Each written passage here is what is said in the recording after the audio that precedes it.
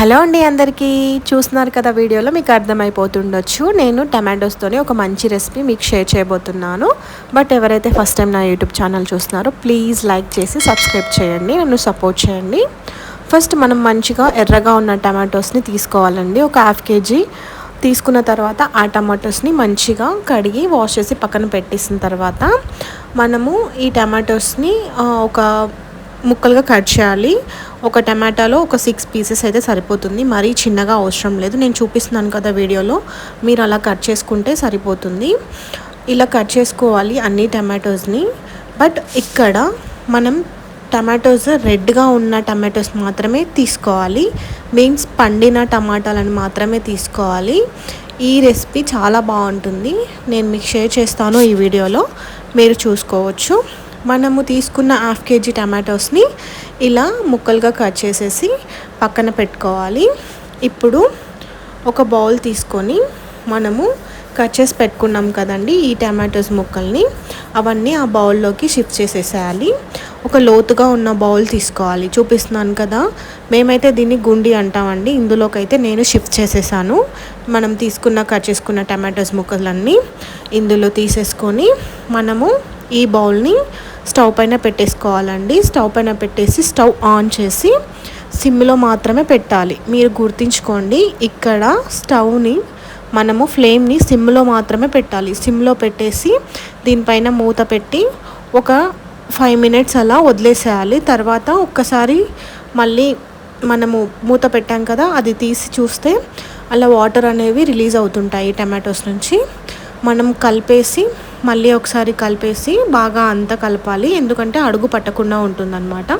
ఇందులో without water ఏది వేయలేదు నేను, సాల్ట్ కానీ ఆయిల్ కానీ ఏది వేయలేదు. ఓన్లీ టమాటోస్ని మాత్రం కట్ చేసి అలా బౌల్లో వేసి మనం పెట్టేసాము. మళ్ళీ మూత పెట్టి ఒక 10 మినిట్స్ తర్వాత చూస్తే టమాటో అనేది మగ్గిపోతుంది, వాటర్ అనేవి రిలీజ్ అవుతుంటాయి. మీరు చూసుకోవచ్చు, వీడియోలో కూడా కనిపిస్తుంది కదా. మధ్య మధ్యలో తీసి కలుపుతూ ఉండాలి, ఎందుకంటే అడుగు పట్టకుండా ఉంటుంది. మనం ఏం వేయలేదు కదా, టమాటోలో ఉన్న వాటర్తోనే ఈ టమాటోస్ అనేవి మగ్గిపోతాయి అన్నమాట. చూస్తున్నారు కదా, మెత్తగా అయిపోయాయి.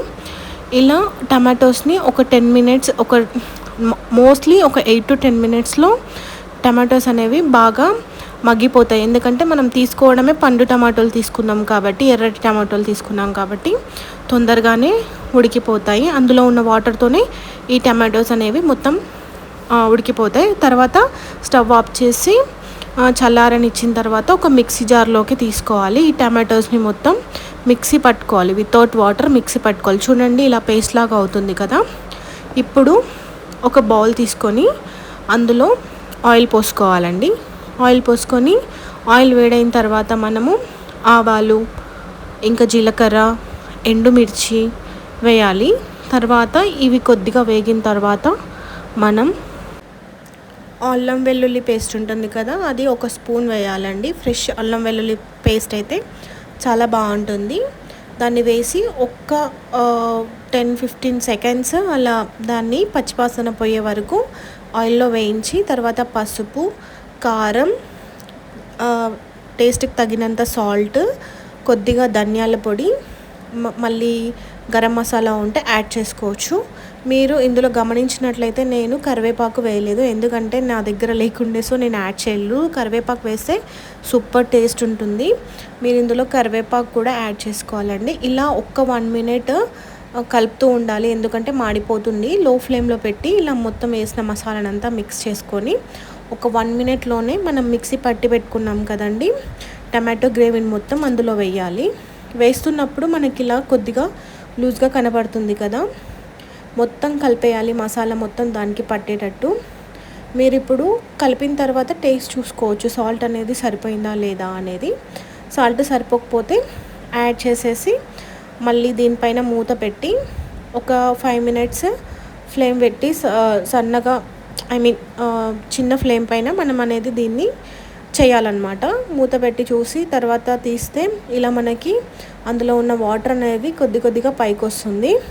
ఇలా మొత్తం మనం ఒక 10 మినిట్స్ చేయాలండి. మొత్తం ఈ కర్రీ అనేది మనకు హాఫ్ అన్ అవర్లో అయిపోతుంది. అలా కలుపుతూ ఉండాలి, ఎందుకంటే మొత్తం గిన్నెకు పడుతుంది అన్నమాట. అలా కలుపుతూ మనం మళ్ళీ మూత పెట్టుకోవాలి. ఒక 5 మినిట్స్ కలర్ తీసి చూస్తూ మూత పెట్టేసి చివర్లో చూస్తే మనకి మనము టమాటో మిక్స్ యాడ్ చేసేటప్పుడు వాటరీగా ఉంటుండే కదా, మనం ఇలా ఒక 15 మినిట్స్ 20 మినిట్స్ మనము ఇలా చేస్తూ ఉంటే మనకి లాస్ట్లో థిక్గా పేస్ట్ లాగా వచ్చేస్తుందండి ఇది. మీరు అప్పుడు మీకు తెలిసిపోతుంది ఏంటనేది. ఇప్పుడు మీ దగ్గర ఉంటే దీనిపైన కొద్దిగా కొత్తిమీర కూడా చల్లుకోవచ్చు, చాలా బాగుంటుంది. ఇది మనకు 2-3 డేస్ స్టోర్ అయి ఉంటుందండి ఫ్రిడ్జ్లో పెట్టుకుంటే, చాలా బాగుంటుంది. చపాతీస్లో అన్నంలో కానీ చాలా బాగుంటుందండి టేస్ట్. కొద్దిగా నెయ్యి వేసుకొని తింటే సూపర్గా ఉంటుంది.